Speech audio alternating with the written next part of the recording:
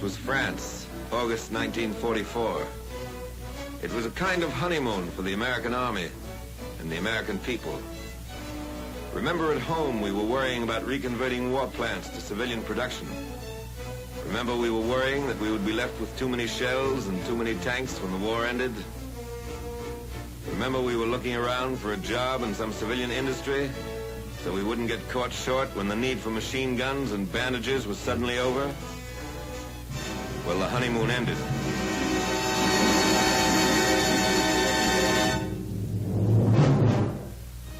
On December 16th, the triumphant cheers died down in Europe.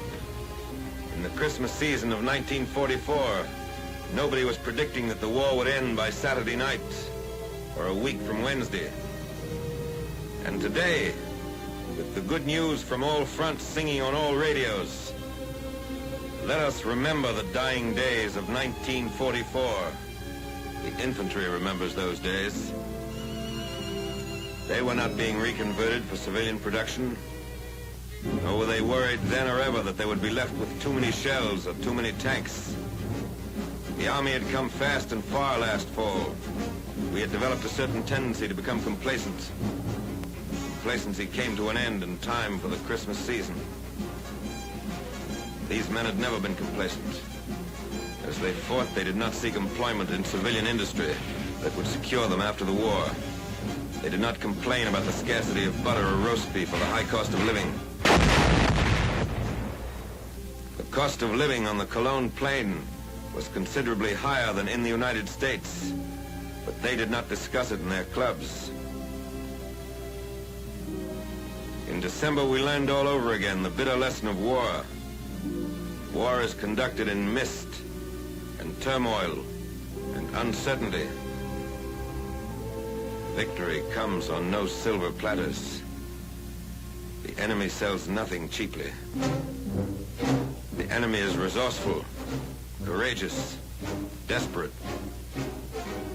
The Nazi Party is willing to sacrifice every building and every soul in Germany to stave off defeat. Reserves of men and materiel had been hoarded for the day of counterattack. Under cloudy skies and close-hanging ground mists that defied aerial observation, the very much alive German army gathered its forces in the Forest Isles to strike one strong, decisive blow at the American army. New and refitted divisions were brought up under cover of fog, darkness, and forest. A fury of robot and rocket weapons was unleashed against our front.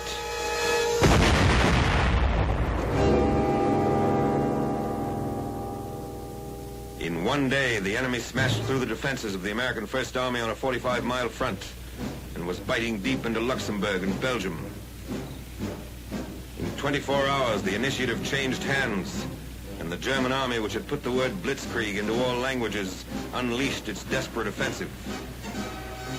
They had picked a time when the weather prevented us from using the air weapon, the weapon in which we decisively outweigh them.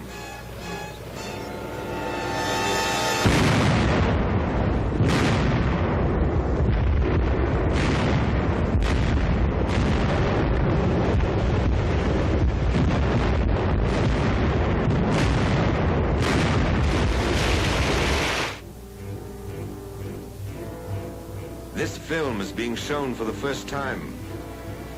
It was captured from a German cameraman. He had taken it so that the German home front might gloat over the evidence of the success of Rundstedt's attack.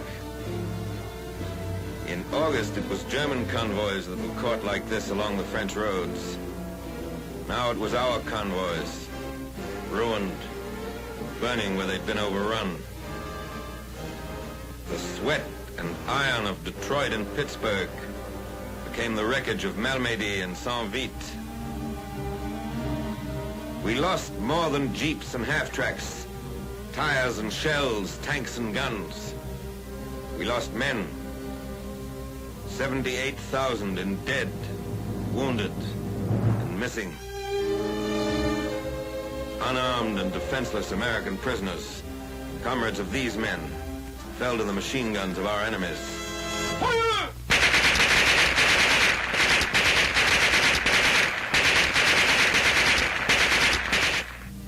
4 weeks later, their frozen bodies, hands and ankles bound, were found where they fell.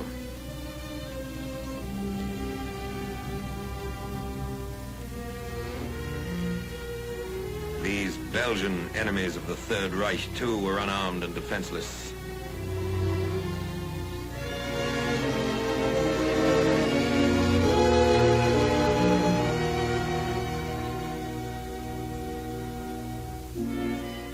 Germans smoked camels and Chesterfields robbed from American dead. And the Nazi cameraman filmed it to amuse and reassure the moviegoers of Munich and Berlin.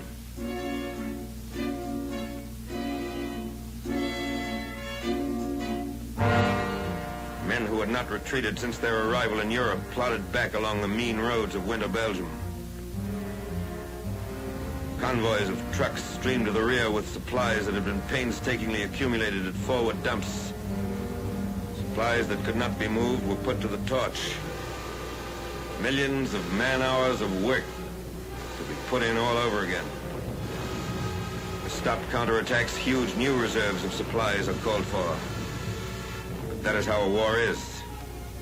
Wasteful, unpredictable, uncertain, dangerous, demanding constant wariness, constant preparation for the worst, a constant and unflagging spirit in the face of all alarms and disasters. Gallant American units, surrounded and cut off, fought in a sea of enemy armor.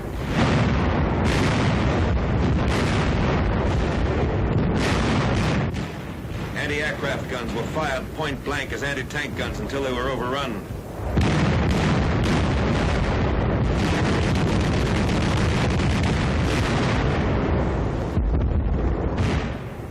Cooks, bakers, quartermaster, and line of communications troops picked up their rifles and fought tenaciously against Nazi columns.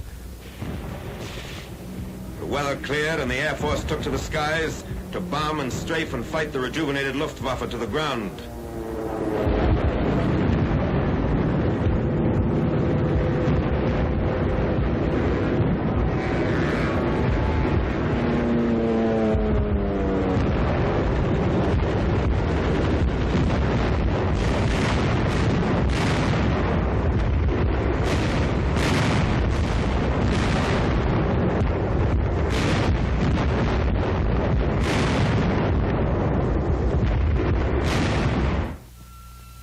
The army held in Belgium.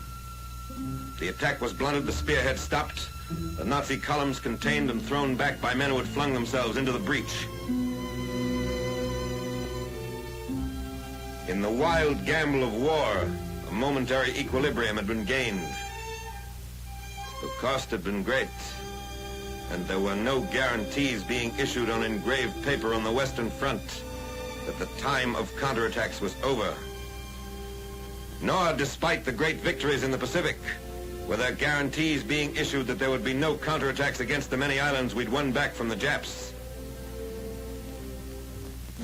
In the general uncertainty of war, one fact remains certain. The enemy is always dangerous. The enemy always wants to kill Americans. The enemy does not slack off. Is the news good from Russia? Remember the lesson of December. Has another Japanese admiral died? Remember the Ardennes forests. Does it look as though finally we can take it easy? Remember the 78,000 Americans lost in the Christmas holidays. The men in the line pay for counterattacks in dead, wounded, and missing. How do you intend to pay? What were you doing the week the German army came back to Belgium? What are you doing this week? What will you be doing next week?